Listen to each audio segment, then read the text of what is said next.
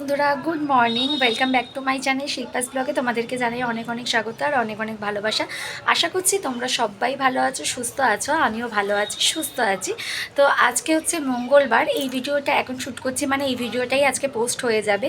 আর আজকে রান্নাবান্নার ভিডিওটা গতকাল মানে পরের দিনকে পোস্ট হবে, বুধবার দিনকে পোস্ট হবে।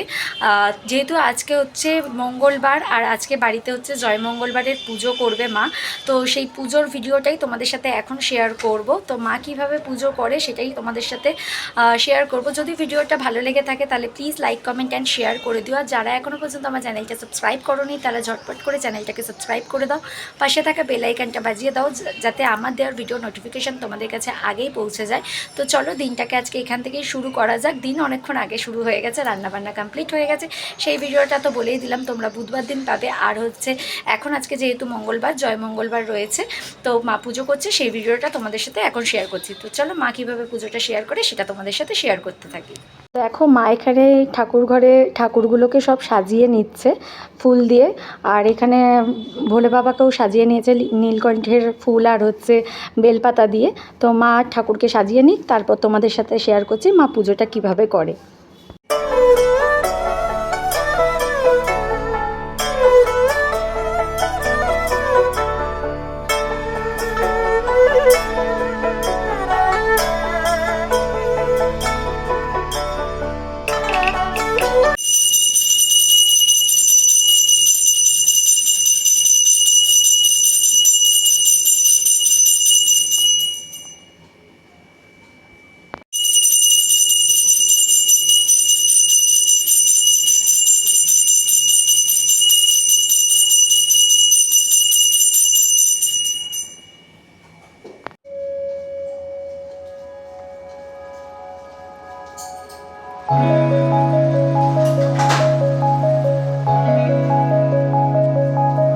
আচ্ছা মা, সবাই তো বন্ধুরা প্রশ্ন করবে আমাকে এই ভিডিওটা ছাড়ার পরে যে জয় মঙ্গলবার পুজোর নিয়ম কি আছে কিংবা কিভাবে তুমি পুজো করো।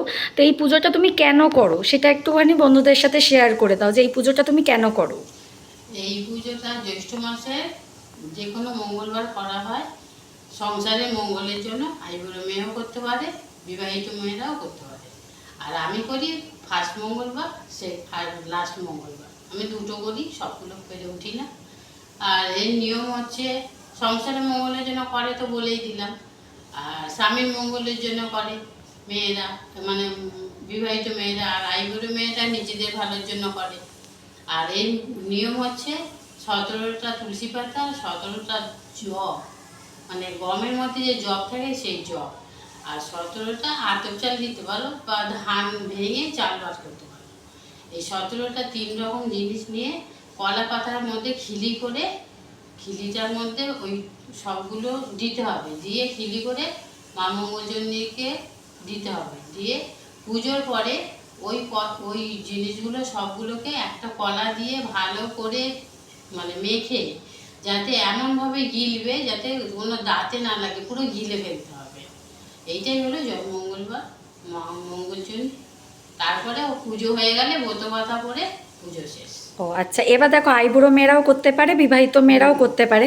যেহেতু তুমি বাড়িতে করেছো, ঠিক আছে, এবার বন্ধুরা প্রশ্ন করবে তোমার শাশুড়ি মা করেছে তুমি করোনি, ঠিক আছে, সেই বিষয়ে কিছু বলবে তুমি?